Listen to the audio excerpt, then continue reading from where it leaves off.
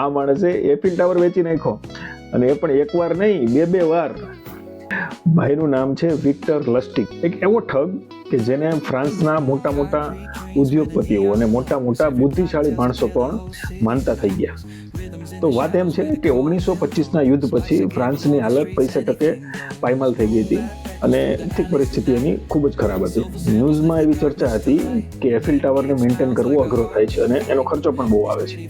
તો આ ભાઈએ શું કર્યું કે એફિલ ટાવરના નકલી દસ્તાવેજ બનાવી નાખ્યા અને ફ્રાન્સના સૌથી મોટા મોટા ઉદ્યોગપતિઓને એક સિક્રેટ મિટિંગમાં બોલાવ્યા. પછી ભાઈ પ્રેઝન્ટેશનમાં એમ કહે છે કે સરકારને એફિલ ટાવર મેટલ સ્ક્રેપ કરીને વેચી નાખવાનો ઈરાદો છે, પણ જે લોકો સિક્રેટલી અને સૌથી ઝડપથી પૈસા આપશે એ લોકોને આ ડીલ મળશે.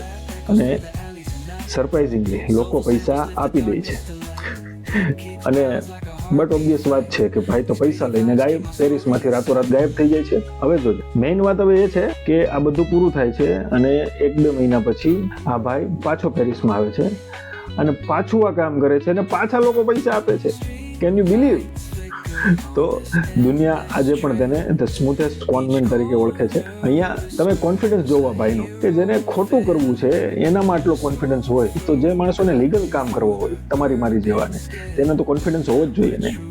તો શેર કરો આ રીલ કે જેને આની જરૂર હોય.